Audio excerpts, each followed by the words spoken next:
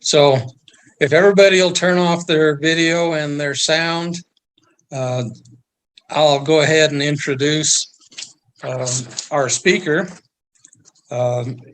It's Kimi Imiloa Chrisman. He's an MD. He has had two careers, one as an MD with extensive teaching and writing, and one as a longtime practitioner, researcher, and speaker in the realm of traditional Hawaiian material culture.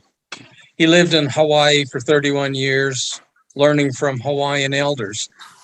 He has also studied various Native American tribes and their customs and arts. And with that, I'll go ahead and turn the time over to you, Kaya Maloa. Hopefully I got that right. Aloha, everybody. Okay, I'll give you a tutorial. It's Ka'imiloa. It has a little catch in it like the English word uh-oh. That's the only word in the whole English language that has that little glottal stop, as it's called. It's like uh-oh instead of uh-oh. So it's Ka'imiloa instead of Ka'imiloa. And that's my Hawaiian name. There's more to it than that, but I won't bother you with that because if you can't get past the first part, you'll have a hard time with the rest. But anyway, a little bit about me. I was born in Ohio by some curious quirk of fate, and I always wanted to go to Hawaii. I really had no idea why. I just wanted to go real bad. And I got an opportunity to go when I was in medical school, and when my feet hit the ground in Hawaii, it was just like I'd come home. And all the old elders were like my grandparents, and I was like their grandson. So I learned a lot over many years from the elders, and also a lot of feet on the ground by myself, an awful lot of reading from the old writings from Hawaiian that were translated into English, and also an awful lot of experimental archaeology. So I'm very familiar with most of the Hawaiian arts and crafts, with the exception of weaving. I've done a little bit of weaving, but I wouldn't call myself a weaver, the split leaf weaving that the Polynesians use. No, I wouldn't call myself that. But a lot of other things, yes, I've got pretty good expertise in many of the arts. So another thing that I am is a very frustrated archaeologist, because I ended up being a doctor instead of an archaeologist, and a very frustrated anthropologist because I ended up being a doctor instead of an anthropologist. But I like those two things very, very much.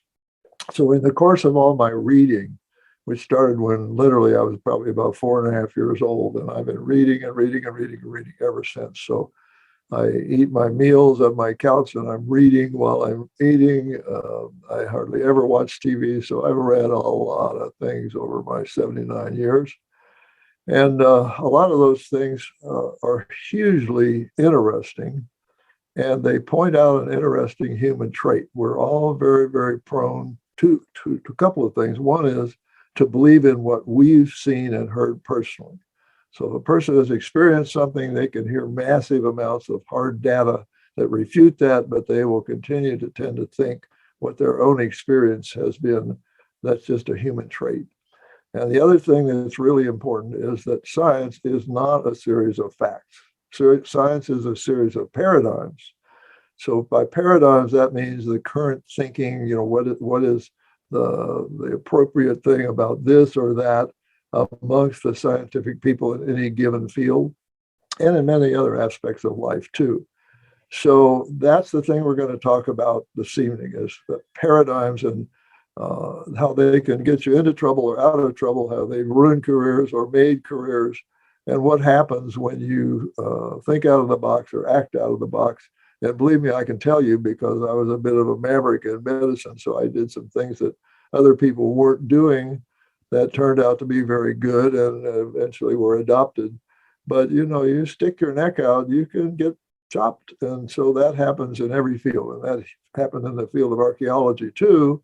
So if you get off on some tangent that doesn't fit with the current paradigms of the field of archaeology, you won't get very far. You won't get invited to meetings. You won't get your papers published. You won't get tenure at your university. And you may find other problems like being defunded and so on. So it tends to make people really toe the line, because we've all got to function. We've all got to pay the bills and get our kids through school and keep our spouse happy and so on.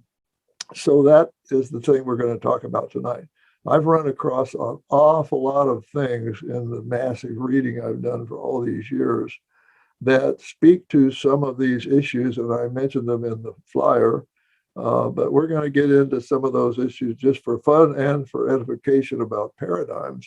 And some of those issues are the ocean levels of the past, which relate very much to archaeology and also to so-called climate change.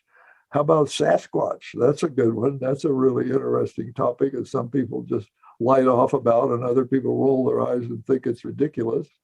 What about the missing copper up in Lake Superior region, especially Isle Royale? There's some people say billions of pounds of copper missing up there, at least millions of pounds of copper. Where did all that copper go? It's not here amongst the Native Americans. It's only a small amount amongst the Native Americans, and some copper plates out in the Northwest and so on that were probably mined in their area. And the rest of it is just simply gone. So where did it go? That's a real interesting thought. How about the ancient trails and trading that went on? What happened? Most of you have probably heard about those things, and some of the trading, such as the macaw feathers and things that came up here, little copper bells that were traded, shells that were traded well into the interior, bow for woods traded around, for instance, Osage, all sorts of things happening, and trails that went all across this country, all across Central America, South America, and anywhere else in the world that we tend not to think about so much today because many of them have just been obliterated by time. So I'm going to tell you some things that relate to Hawaiian culture and Hawaiian history that also relate to those subjects, and get into the subject of old-time voyaging, because in my efforts in Hawaii to understand the history of the Hawaiian people and the Polynesian people that were their ancestors and forebears, I did a lot of studying about voyaging in old times, how they did their voyaging and where they might have gone. And in trying to figure out how certain things got into Hawaii and the rest of Eastern Polynesia, the eastern part of the Pacific, how did that happen? How come that the Eastern Polynesians have the membrane top drum, and they have the pump drill, and they have the bow and arrow, and they have the gourds? But in a lot of the rest of Polynesia, they don't have any of those four things, including the Maoris, which were the last cultural group to migrate, it's thought, and got down to New Zealand maybe 800 years ago. They don't have the pump drill. How is that possible? That suggests very strongly that the pump drill came into Eastern Polynesia less than 800 years ago. And that's something that the Native Americans have. And of course, they've got gourds, lots of gourds, and they've got the membrane top drums, and they've got the bow and arrow and so on. So those make for real interesting things. And if the Hawaiians made it to Hawaii, which is right out in the middle of the North Pacific, far away from people than any other place on earth, and got there by sailing canoes on purpose, and even went back and got other people and other things. And the Polynesians settled every habitable island in the entire vast Pacific. The idea that they didn't get to the mainland of South America, Central America, North America becomes a ridiculous idea. So that's the kind of things we're going to talk about now, and get more into details about that. So in Hawaii, let's just start with that. There are the little people called Menehune, and those of you who've been to Hawaii have heard of the Menehune, and many other people have too. They're supposed to be little mythical little people that only worked at night and so on, but there's an awful lot of evidence that the Menehune were real people, probably real people who were the original Aborigines in Hawaii before the larger Polynesian people arrived, and they were therefore considered lowly and little. And Menehune in Tahiti is the word Manahune, and that means lowly or little. So no wonder they probably lived up in the hills. No wonder they probably only worked at night. They were very persecuted by the big people that came later and took over all the good land. So the Menehunes, who were they? They were very small people, apparently. There's plenty of stories about that. And they were very good at working rock. So some of the famous things in Hawaii are the Menehune fish pond, or the Menehune ditch, or the Menehune trail. And I've seen a little of that. Clear out on the west end of Hawaii and Kauai is the Menehune ditch. And there's some fitted rocks there. And there's been some other rocks found in the fields and things that would appear to be the linking type of stones that the Incas used to fit their stones together so earthquakes wouldn't tear apart their walls and buildings. So something like that in Hawaii suggests that somebody long ago got to Hawaii that was at least one person from the Inca culture who knew that kind of work and passed it into that society. Or maybe they were the Menahunis. So guess how tall the Peruvians are. The Peruvians today, I looked it up, are some of the shortest people on earth. Well, that's just an interesting little thought. Now, there's another story of a chief who, in his name chant, said, I've been to Kahiki. Kahiki in Hawaiian doesn't mean Tahiti. It means anywhere past the horizon, because eventually the Hawaiians were so isolated that anywhere out past the horizon was the foreign land. They call it Kahiki. He said, I've been to Kahiki. I saw the amazing things there. The people there peck at their food like birds. They walk around in the clouds with animals. And of course, you're thinking, oh, come on, that's just a wild story. But somehow he said he saw that and then he got back to Hawaii. So what if he managed to be out fishing or to go out in his canoe and be taken onto a Spanish ship and taken to Acapulco? He would have seen Spaniards with forks pecking at their food and putting in their mouth like birds with a fork. He would have seen the miners and the people and the mules and things, donkeys up in the mountains in the clouds walking around with the mining and come back and tell those things in Hawaiian poetic terms. There was another chief on one of the other islands that said he had gone all the way to the east toward the rising sun. And so he sailed to the east toward the rising sun and then went on for another moon. So that would take about, against the currents, probably almost a month to get to the coast of America. But in another month, on the major trails, you could walk all the way over to the east coast of America. So did people do that in the old times? Yeah, they probably did. And how did you get by with that without being attacked and killed? Because of all these trade routes and the traders. So it must have been a complete taboo in the old times to kill a trader. Probably you got zapped real fast if you killed a trader because they brought in the goods that everybody in the society needed, as well as the ideas and medicines and all sorts of things. So if you went along with a pack on your back with all these things you were carrying, maybe 60 to 100 pounds of goods that you were carrying on your back, and you played on something to make yourself known as a non-combatant and to keep the bears from jumping on you, what would you look like? Coco Pele with your back hunched over, a great big pack on your back, and you're playing a flute. That's what I suggest Coco Pele was way back when. He was a trader. And so there's some evidence in old Spanish writings and things of people like that, castaway Spanish, who actually were traders amongst the Indians way, way back when they were the only foreigner around, had to learn at least rudimentary parts of different Indian languages and went out and walked all over the place trading as traders, not being killed.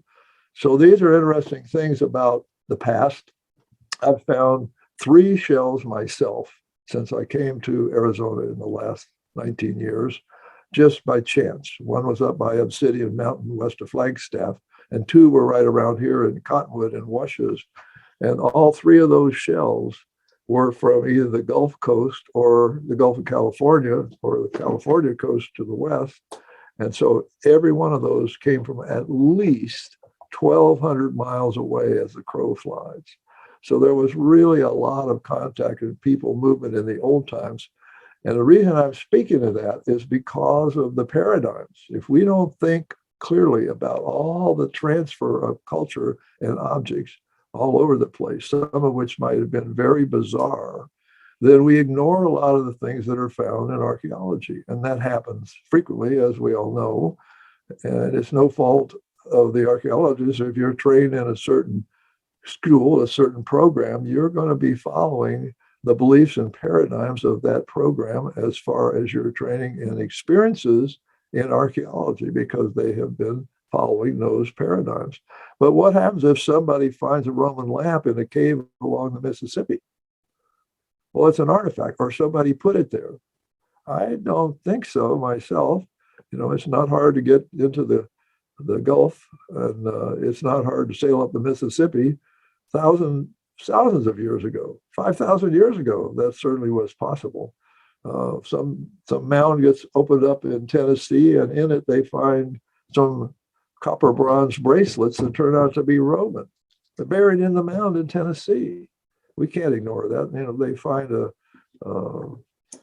Libyan coin in a field in Arkansas, and all kinds of hieroglyphic things written all over the country and in other parts of the world too, that don't fit with the current paradigms and are dismissed as fakes or just odd markings. And maybe they're not odd markings. Maybe they're Ogham writing or something earlier than that.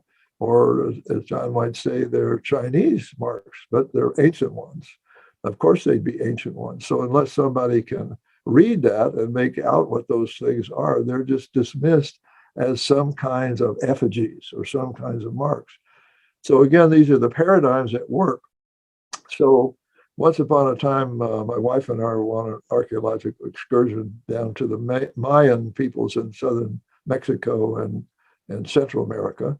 And we were at Palenque, the Olmec site. And so they have some of the jade stela, they're little upright jade forms, about 8 or 10 inches high. And some of them have writing on the back. Well, first of all, I've worked jade and it's just incredibly hard. I mean, it's at least as hard as brass. And so to make any kind of marking or writing on it has to take some kind of a stela, some kind of a little pencil-like device that has a crystal in the end of it that's as hard as an emerald or a diamond to work that jade. It's got to be really, really hard crystal to create that writing. And the archaeologist there told me that a Chinese scholar came by there one time and said, "Oh, I can read that. That's ancient Chinese writing on there. I can read that." So those things are really, really interesting little tidbits, and they're all over the place. So what I'm offering here in my talk about paradigms is how often it is easy within each of the sphere of knowledge and training that we have to ignore something that we see or find because it's out of place. It just doesn't fit the person's or the group's paradigms. And so it's just dismissed as some odd thing that happened. We may see something out in the wilds. There's a big branch that's broken off 12 feet up off the ground. And we just go, man, that's weird. But it happens to be right where two trails cross each other. And we're looking up and saying, what the heck could have done that? There's nothing else, thousands of trees around. None of the other ones have a branch broken off 12 feet off the ground. What was that? It wasn't snow load. What did that? So those are things that depend on observation and mindset and worldview. So what you see is critical, and how well you see it is also critical. So in Hawaii, we have something called squid eye. And a squid eye means that somebody who's adept at it can look down into the water and see, if the water is real calm on the bottom, a little tiny variation in the bottom. The pebbles may look a little out of place or a little gathered together somewhere, or there might be a little shadow or something. And they think there's an octopus right down there, because in Hawaii, in English, they'll call the octopus a squid. So a squid eye means you can see something just a tiny bit out of place that way, or while you're diving, and therefore you can find the edible octopus when a lot of other people wouldn't see it at all. And same thing if with your group. Out of a group of 12 people, one person finds 3 or 4 pieces of pottery and 2 arrowheads, and all the other people don't find anything. And that has to do with that squid eye effect. So amongst ourselves, amateur archaeologists or professional archaeologists, the same thing applies. How good is your eye? How clear can you see what's before you and analyze what you're seeing, even if you're moving right along, and notice things that are out of place, little oddities, some mark on a bone, something on a flat rock that might be a petroglyph or some other marking? How about a tool mark on something that's picked up, or a bit of bone that looks like it was cut? All those things depend on the squid eye. So let's go for a minute to what I mentioned about copper, the copper. So the copper up around Lake Superior is very, very pure. One of the few places in the world where the copper is really, really pure. So let's say there's millions of pounds of copper missing from the Lake Superior area from thousands of surface mines that were up there and still are, and some larger mines here and there, and especially out on Isle Royal, a great big island in Lake Superior. There's a whole lot of mining done there too. Sometimes there's great big chunks of copper just lying around on the surface that are almost pure copper. It's just incredible stuff. But this stuff is gone. All this copper that was mined is just gone. And then somewhere around, if I remember rightly, about 1200 BC, carbon dating has shown that the mining up there around Lake Superior just stopped. No good reason why, it just stopped about that time. But guess what else stopped about that time? The Bronze Age. In the Middle East, stopped at about that time. Now, is there a lot of copper in Europe? No, there's not. There's tin up in the British Isles that you need to put together with copper to make bronze, but there isn't a bunch of copper. And so what happened if somebody managed to get all the way over to the Americas? They'd have to sail across the Atlantic, and then they'd have to either pass through part of the Caribbean and go up the Mississippi, and then go on up the Ohio and the Wabash or something. And then maybe if there were some streams in the old times, they could walk along those streams, or maybe something was open to one of the Great Lakes and they could get up there that way. And remember, we talked about all the trade routes with the natives. There were undoubtedly all kinds of trade routes at those times back then. But can I hop in here for a minute? Can I jump in here? And I just want to show everyone the float copper you're talking about, amongst other things this is a piece, it's about 2 inches wide. And I hope if I get there, you can see it's copper, and then the oxidation is green. And on the back side, I turn it over, you can see it's much more coppery or greenish. But this is what you're talking about. This is a piece from the Upper Peninsula of Michigan, the part of Michigan above Wisconsin, that I picked up, and it's just up there. It's lying on the ground, in addition to the mines and so forth, where all this copper was. Oh, it's all over the place. Yes. Well, what makes it even more interesting is that in one of the books here that I'm going to talk about, Gavin Menzies' book about what was it called? Let's see, The Lost Empire of Atlantis. That was some editor's title because it doesn't talk much about Atlantis, but it talked all about the copper, for one thing, as evidence of ancient voyaging by the Phoenicians or others. And so off the southern coast of Turkey, they found a sunken ship. I think it was from 3300 BC, possibly 2300 BC. And in the hold of that ship, there were some big ingots of tin, which probably came from the British Isles, which would be a pretty long sail for the Phoenicians to do that. But also there were a whole bunch of ingots of copper, and the copper was almost pure. And there's no known source in Europe or the Middle East of real pure copper. And again, let me hop in. The copper up there in the Upper Peninsula of Michigan, like I'm holding here, is 99% pure. Exactly. That's one of the key things, that those ingots that were in that hold of that ship, ancient ship, was almost pure copper. So those things suggest that the Phoenicians went all over the place, and the Egyptians supposedly funded the Phoenicians, who were from about the area of Lebanon and the far western Mediterranean, to go all the way down the east coast of Africa, around the Horn, and back up the west coast of Africa, and back through the Mediterranean. Took 3 years to them circumnavigate the large continent of Africa. Now, if they could do that, I promise you they can get across the Atlantic, which would be a hop and a jump because there's a good current that goes across to the Mediterranean. And then there's a good current that will carry you right up along the east coast of America until you get up to about the opening of the St. Lawrence Channel. And then there's a current that will carry you right on back to Europe.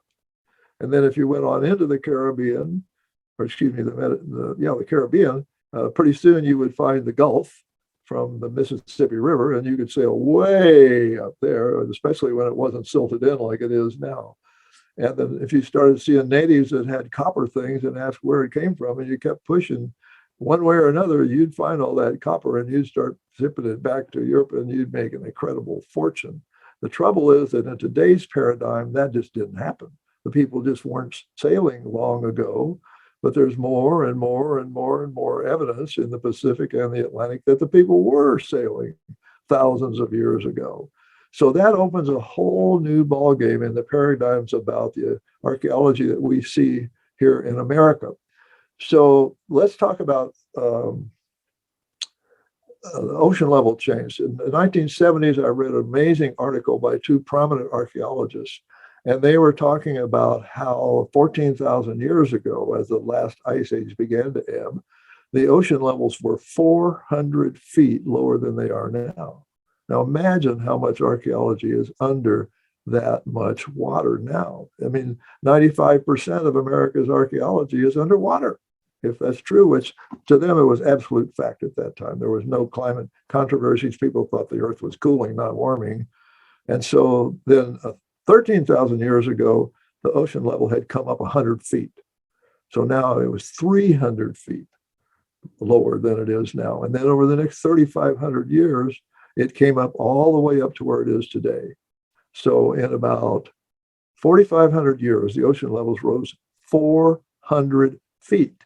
And way back there, 14,000 years ago, New York City was under 2 miles of ice. I was just stunned. I didn't know that. So that tells us things that are astonishing about how people could get around and what Earth was like back then. And it also tells us that the climate change and things of the past were vastly more than the ones we're seeing today. So that goes again to another set of paradigms about climate change and global warming and so on, because there's vast evidence that there was huge climate changes before there was any industrial revolution. So let's go to another subject, the Sasquatch. Now that's a good one. Is there a Sasquatch? Well, I've heard one, my wife has heard one, and the two people who were with us heard one, and I'm an outdoorsman and I've been in the woods all my life. I know all the animals, and there is no known animal that could make a sound that loud with a 15 cycles per second or so vibrato on the end of the whoops, a vibrato sound. It's impossible. A human cannot do that. There's no known instrument that can do that. And it was so loud, it was just unbelievable in a place where we thought there might just be some Sasquatch, and we were there. And our friend didn't have his recording equipment on. It was pathetic. But I've also found a track line, which is very remarkable, and a bunch of other signs and things. And I've personally talked to 5 astute people, each of whom actually saw one themselves and described it to me and so on. And 2 of those people had never told anyone else for fear of ridicule. So how could that be? How could we possibly not know about something like that? What I'm telling you this about, and realizing it's very controversial to some of you, is that I don't think Sasquatches came out of some spaceship by any means. I think they are a primate. And there was a woman who was a prominent scholar in England who was interested in Neanderthals and if any of them were still left. And so she commissioned the translation of some books from Russian and Chinese because she was trying to see if somewhere up in the Himalayas there might be some pocket of Neanderthals still living there. And guess what was in the Russian and the Chinese books? Descriptions of Sasquatch type animals, exactly like here, 8 to 10 feet tall, covered with hair. The central part of the face doesn't have hair, doesn't have fangs, doesn't have very big ears, no neck, huge, massive shoulders, a gigantic, terrifying animal. Same thing exactly as we have, but we can't read Russian and Chinese. But the point being that there seems to be something out there that we don't know about. And that may mean there's a lot of other things out there that we don't know about. We simply have to open our mind to the possibility.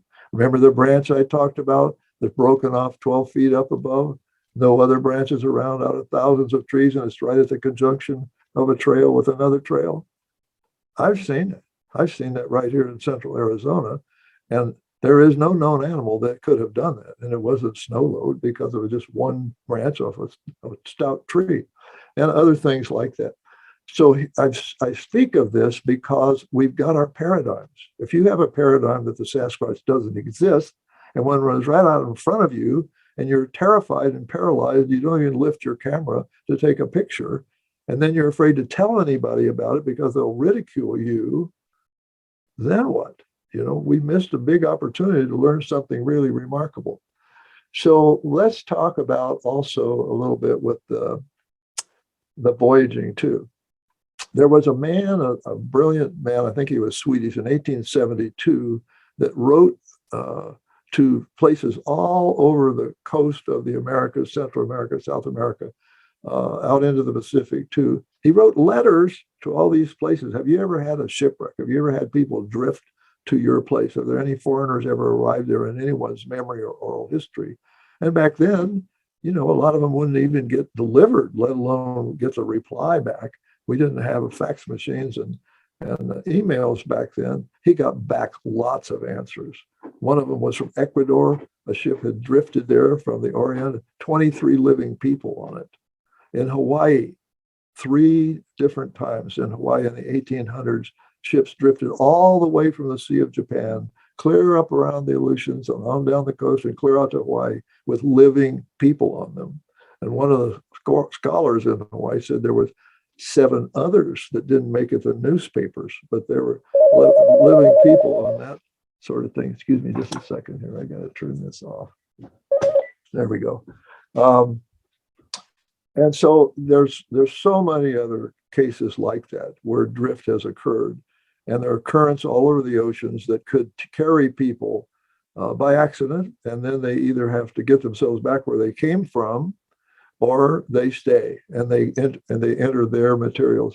So there are many very interesting things in Hawaiian oral tradition and materials that don't make any sense. The other Polynesians don't have them. They're curious, unique things. And that's one of the reasons I studied that, was to try to find out how that could have occurred and where it might have come from. So those things become more and more interesting. And what it gets even more interesting is this. Remember Thor Heyerdahl? The much maligned Thor Heyerdahl, brilliant archaeologist, brilliant. Got the idea that the travels went across the Pacific and across the Atlantic, and also that the Polynesians came from the Americas, right? So he built a Kon-Tiki that's also wrapped, and they sailed. They didn't know what they were doing. They sailed off blindly off into the Pacific, and they nearly got drowned, but they did manage to make it somewhere and prove that that was possible. We know now from linguistic and DNA and so on that it's almost entirely from the West that settled the Polynesians, not from the East. But now they've got some DNA from, I think it's Colombia, that clearly shows either Polynesians got there or they went to the Polynesians, because we've got that proof now. And so these kinds of things were happening all over the place in the past. And this man's book was just fascinating about the number of instances of accidental drift that turned up. And of course, what that does then is produce ideas in remote populations of different ideas from different places. The Hawaiians, on the other hand, were more separated from other people than any place else on Earth. And so anything that they created on their own without the introduction of other ideas and input from other people makes their culture all the more interesting. So going back to Thor Heyerdahl, not only did he do the trip with the Kon-Tiki and risk his life and manage to live, but he got the idea that people had sailed from North Africa over into the Caribbean and so on the reed boats. So he actually had 2 reed boats built, and they didn't know what they were doing then either. And they weren't the best by any means. And again, they almost died. But on his second trip, he really did make it into the Caribbean and prove that the current there would carry you on a reed boat over there. And further, he said that there is a cultural entity in the Americas, which is the step pyramid, the advanced pottery, the advanced jewelry, and the reed boats, use of reed boats. That kind of a culture is in Central America, northernmost South America, and in parts of Mexico, and a little bit up into the Southwest. And 2 years ago, I happened to stumble on one of the DNA sites. I think it's called myhistory.com. And they had a DNA entity, what you would call somebody as Central American. Central American. And it was a very curious entity because it had different groups in it. It had some Spanish, and it had some Jewish, and it had some Black, I think some European, but it was a really curious thing to label somebody who from that area. You know, they get their DNA report and says Central American, and you look what that means, and it's all these different groups. And guess where that Central American entity was from the DNA site when you kind of drew a map from what they said was their DNA site for that finding? Almost exactly where Thor Heyerdahl had drawn his map of where this cultural group with those 4 cultural traits was. It was a very interesting thing that's shown by the DNA. So I brought some books. I wanted to mention some books to you. I'm just going to hold them up. And if any of you want to get a little more on that, you're welcome to email me. My email is kaimiloa@gmail.com. And that's spelled KAIMILOACHR@gmail.com. I won't be able to do a lot of conversing. I've got a lot of irons in the fire, but I certainly can send you the list of books. So one I'm going to start with right here. Let's see if that shows up. All right. They came before Columbus. Can you guys see that? No, I don't think so. I was gonna say, There, anybody can a little bit. ask Ira or me for your email address, and we can get it to them that way. Sure. I'll do that. Yeah. So can any of you see that? They came before Columbus. This is a real interesting book. It's about Black people who came before Columbus. I think Talking hold about it further back. Hold it back about your face level. That doesn't seem to be working either for some No, reason. no, but I did see about the right there? title. There we There go. you go. There we go. Now you can see it. Well, that's one of the books. Hugely interesting because he said the same thing about the Olmecs, the people that were down there in Central America on the eastern side of southern Mexico, had a very unique culture, and they made those huge heads. You know, they've got huge negroid lips. They've got what looks like leather helmets on, very, very distinctive heads. So somebody came there a long time ago that looked like that they were trying to honor or lure back or something. Very remarkable. So I looked up where did they have leather helmets in the past. And what I found was about 2,500 years ago in Egypt. What was it? The Nubians. The Nubians, that's it. Thank you. The Nubians. And so in this book, this author said the same thing. He talked about the Black rulers of Egypt for a couple hundred years and about how they had leather helmets at those times. And so if these people really were in control at that time and they came on a ship to that area, they would have been in control of the ship. They would not have been somebody who was working on the ship. They would have been in control of the ship. And that's how they would have looked right there. So that's one of them. There's a couple of others about, this is Ancient Encounters.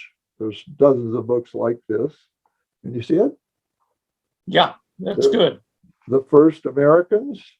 Look back a little bit. See that? Hold it down on your chest. Okay, let's see. How about that? Down on your chest. There There you go. Perfect. Somehow it's getting it there. How about that? Now we can see that one too. I'm gonna get the hang of this in just a minute. And so I'm getting to a couple of others real quick here. I'll save the best for last. Here's the Search for Lost America. Can you see that? The Search for Lost America. These are just some I pulled out of my library real quick. Now we're not getting it very good. Let's see. Yeah, lower. There you go. Yeah. So, okay. Anyway, we're going to get you a list of these things. And I'm going to quit trying to show them and just talk about it. But I ran across a few books in the last, say, 5 years or so. And one of them that I found really, really interesting was by Barry Fell. He was a professor at Yale, called Saga Americas. Maybe some of you have read that. And before that, he wrote a book called America BC. And Barry Fell was a numismatist. In other words, he was an expert in coinage, particularly ancient coinage. And he was also a linguist. So he was an expert in the ancient languages. And so he was able to look at some of the petroglyphs, some of the things that have been found in the Americas and so on that didn't make any sense, and identify cultures, particularly in North Africa, where they might have come from. So when he put out America BC first, of course, very controversial. You know, how could we have had some kind of ocean crossings 2,000 or 3,000 years ago? And that was seen by some scholars who could read English. There were Arabic and so on. And they wrote to him and told him about a whole lot of other things that we have no knowledge about, because we can't read that. We can't read a lot of other languages. And so that gave him a whole bunch more information. And then he wrote the second book, Saga America. And that was one of the most interesting books I ever read, because he shows many instances, for instance, of petroglyphs that appear to be linear markings, or a line with lines above it, lines below it, all sorts of other symbols and letters. He could read some of that stuff, and he puts up the examples for layman or professional alike, which are really, really interesting to see. Sometimes he makes a stretch, I think, but sometimes it's really spot on. So that's a really fascinating book. And a couple of others. Gavin Menzies, he's a very controversial author, but he wrote that one called The Lost Empire of Atlantis, kind of a hokey title. There's a whole bunch of information in here about ancient voyaging, the part about the sunken ship off the coast of southern Turkey, all kinds of history, really some fascinating information. And he's the one that wrote that bestseller book, 1421, the year China discovered America, and another one like that, similar. And so that's got some really good evidence about how the Phoenicians could have been voyaging to Lake Superior and getting the copper out of there a long, long time ago, perhaps taking it down the Mississippi and smelting it down at the bottom of the Mississippi at the Delta, and then carrying it. If I may add one thing in here, the DNA of the Chippewa, the Ojibwa, and the Indians up there around Lake Superior carry a haplogroup X marker in their DNA, which goes back to the Minoan era. Perfect. I love that one. Yeah. I love that one. So again, you can't argue with the DNA. That's exactly right. You can't. And those are the only Native Americans with that gene, if you want to call it that, from Europe. Yeah. Fascinating. And I love that kind of thing, because it throws the things out the window. And we know, about Monteverde way down in Chile, or Meadowcroft, and now there's the one John told me about up in the Yukon 24,000 years ago, that just throw the Clovis first theory right out the window. And the Bering Strait theory of the population of the Americas, just about 5 or 6 years ago, this massive paradigm that had been present my entire life, it was gospel, was just thrown right out the window. We don't hear about it anymore. Now they traveled down the coast of the Americas when the water was lower, or the coast was more open, and so on. And that's what I mean about, once the paradigm is completely refuted, those who have supported it fiercely just quietly shut up, and new paradigms take their place. So the most recent one I read is called The Island of Seven Cities by Paul Chiasson. And we'll get that list to all of you folks. But a fascinating one too. An island right up at the mouth of the Gulf of St. Lawrence that carries ships, into the Great Lakes. And then in older times, you could go on right on over to Lake Superior. There's an island there, and it has some ruins up on top of the mountain that he had discovered. And they seem to be Chinese. And the Micmac Indians that live there, particularly on that large island, have a very curious culture. They have some writing. They have a very unusual dress for men and women compared to the other Indians. There were parts of their language that was different. They They had, I want to think of some other things, but they had some boards with writing on it. And they were indeed quite different than the other Indians around them. And his proposal is, and I think well written, that at one time or another, the Chinese had an outpost right there. And he points out that if you did sail around from the Indian Ocean, where the Chinese were very prominent with their sailing long ago, once you got around the Horn of Africa, the currents would carry you right up to the east part of the Caribbean. And then the current would carry you right up along the coast of Eastern America. And about the time you got up to that island, a current from the north comes down and pushes out and would carry you on over to Europe. But right at that point would be the perfect place where you would stop and rest. And there's gold there, and there's coal there. And the other peoples weren't looking for coal at that time, but the Chinese were. They knew what coal was. And I suspect if somebody would do ground radar on the top of that mountain, they'd find that the reason there was some kind of a town way up on that mountain, on that island, is not because of a fortification, but because there's a mine under there. And what they could find in there. So the last thing I'm going to mention is another very interesting book, and it was called The Treasure of King Juba. It was written by Frank Joseph, who's written a bunch of other books. And sometimes Frank gets a little off track to me too, but he also is a very good scholar. And the first part of this book, The Lost Treasure of King Juba, is the best history of early first century Rome that you're probably going to find any place. And fascinating about their colonies on the north coast of Africa and how the people there became very, very wealthy while Rome was failing. And Rome finally attacked them to get all of their goods. They had reestablished the famous dye that the Phoenicians had made fortunes off of, the purple dye. And they were very, very wealthy. And finally, the Russians, not the Russians, no, the Romans came after them, and they fought there for, I think it was 5 years. Well, you don't fight the Romans for 5 years. You've got to have a lot of wherewithal to fight the Roman armies for 5 years. And they did. And finally, the Romans conquered them. And guess what? The king and the queen and the high parts of the court and all the money was gone. So where did it go? The man that led that group there was the grandson of Cleopatra. And Cleopatra, of course, the Egyptians had close ties with the Phoenicians. They would have known these kinds of histories orally, and he might very well have known about that and how to get to the Americas. And this book is about how they apparently went to the Americas, sailed way up the Mississippi to get away from pursuers, and then clear on up. I think they went up the Ozark, I think it was the Ozark River, no, Wabash River, and then found a cave way up there, and where there was quite a mix of people. So the things in the cave are so mixed up with some of the language and the coinage and the carvings and so on that it's been absolutely poo-pooed. But he makes a very good case that the mix of people that would have been living there in that colony of North Africa would have had exactly those people in that mix. So I'm going to stop right here. I've used up a pretty good bunch of time and see if we've got any questions. But my closing statement is going to be, there's a lot more out there than most people think. Well, that is so true. There's a lot of mysteries, and we have a lot of mysteries yet to find.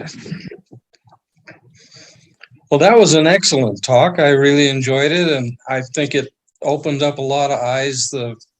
There's been migrations and throughout all of history, or prehistory even, and there's just so much here that we are discovering now. It's fun. It is, isn't it? It's fun. Yeah. All you have to do is keep an open mind and have fun. Oh, well, even on a couple things you mentioned, I think that cave is called Burroughs Cave, up there in Indiana, Ohio area. Yeah. Burroughs Cave. But you also mentioned about the land bridge theory that was so ingrained that the people came over from Asia walking on the ground across the Bering Strait. Well, now that has been debunked. Yeah. And found that it couldn't support people. There was no vegetation. And now even the Field Museum here in Chicago shows the people coming along the coast in their boats. So there's a whole paradigm out the window, replaced by the new boat theory, which was put down a few years ago until now. There's something I didn't show you folks. I'm going to show you for a minute if you can see it. Can any of you see that? Oh, it's not focusing. Yeah, is that the medicine wheel? No, wait now. I don't know why we can't get a focus on this. It'll Put it focus on your chest. Yeah, Yeah, there you go. yeah. Let's try that and see. I'm going to try to turn this down a little bit because you need to see there. Now we can see it. Okay. Yes. It's some famous petroglyphs, but I want you to look up here in the corner over here. You see those feet? Yes. There's one great big foot with no arch and very distinct toes, and it's got 6 toes. Six And one of the toes. human feet near it has 6 toes also. But if we look over on the other side, we'll see some feet that are typical bear feet, you know, the shorter feet. There's one shorter rear foot and 2 forward feet. You can clearly see the toes close together, not separated like this one. But Right. Miles has seen a petroglyph like this. It's a great big petroglyph. And what I propose is that the human footprints with the arch are always shown very often in Native American depictions that way, on hides or in petroglyphs. But now and then you get a great big footprint like that. And sometimes Sasquatch footprints have been said to have 6 toes, just as humans sometimes have 6 toes. The medicine wheel, I don't know. I found a wheel like that, just like that in Hawaii one time. And so it might be a wheel, but more likely some kind of medicine wheel. But believe it or not, I found one just like that on the island of Maui in Hawaii one time. Yeah, that looks like newspaper rock out there in Utah. Is Yes. that where that photo's from? Is that where the photo is from? No, I don't know. I got that in some book or pulled it off the internet or something, but I was Yeah, struck by it looks Go very ahead. familiar to me. I would guess it's newspaper rock. There's a bunch of newspaper rocks all over Right. the country. Everybody calls it that. But this one's in Utah that you were showing there. And yeah, there's 6-toed big feet out there in Coyote Creek outside of Springerville. That's probably the one that Miles was telling me about. Yeah. Yeah, they're there. Any other questions? I got one other quick thing I'll tell you real fast then. Right. A female archaeologist came to give us a talk here at our archaeology society, and she did work down in Baja, California. It was very, very dry. Now it's very, very dry, but in the past, it probably wasn't very, very dry. And she showed a photograph inside of a cave with a huge petroglyph. It was just a huge, huge giant figure on the wall in the cave. And afterwards, I went up and talked to her and said, that was a pictograph of a Sasquatch. That's what that was. And she said, oh, I never thought of that. I never thought of that before. And I mentioned to her that she should talk to the Mexican authorities, because if she could get permission, or if they have already done it, they might have found some very large bones in some of those caves or other dry areas of that region that had been preserved for centuries, that would have molded away, in 100 years up in the Northwest and elsewhere, but not there. And that people might have found them and not known what they were. And they might be in some museum storage somewhere. That would be an incredible find, an unbelievable DNA. Imagine finding a tooth or something and getting the DNA. So those things happen. And if you don't know some of these other factors, or you're not open-minded enough to think about it, I don't think she was closed-minded at all. She just had never thought of it. But that's a key example of paradigms and what you do or don't do with them. Right. Well, Kima Ialoa, if you can get us a list of your books, Can you hear me? maybe you can send it to myself or Ira, and we can redistribute it out to the Right. I'll do the that. people. I'll do that. Okay, Well, Max. Yeah. I certainly thank all of you for listening. It's a pleasure. Well, thank you. That was one of the best talks I've heard, and I thoroughly enjoyed it. Oh, thank you, Richard. Good. Yeah, Thank very you. good. Well, is there any other comments or questions? This is Miles. I was hoping you'd pipe up there, Miles. That hour went by in a hurry. It's been suggested that those petroglyphs of polydactyly, in other words, an extra thumb or finger or toe, might be the result of interbreeding in a very small breeding population. We know that's true amongst some of the Amish populations. It's called the Ellis-von-Crevald syndrome of resulting in polydactyly. So, thank you, my dear friend. I look forward to seeing you when next we can get together. Okay, I just got my earphones enough. I couldn't hear you very well, Mike, but Miles, I caught a little bit of that. But yes, next time we get together, I'm sure we'll have good things to talk about. I was just saying that hour went by in a hurry, and I look forward to seeing you when we can next get together. Yeah, it's astounding how much better I can hear with these earphones. Anyhow, my wife's speakers on this computer are kind of muffled as far as my ears are concerned. So the picture is good, but the speakers aren't good for me. So anyway, whatever Miles said, I concur because it's probably good. Oh, yes. You're very kind. Very, very enjoyable. Thanks again. Okay, thank you. Yes, it was very, very enjoyable. And boy, you opened my eyes on a few things. Thank you. All right. Well, I want to thank you for our whole club. And with that, I'll go ahead and end the meeting. All right. And have a good, safe trip on your vacation. I guess that's what you're going to do. Yeah, teaching, more teaching. Teaching vacation. All right. Good night, Thank you. everybody. Okay. Good night. Bye, everybody. Bye.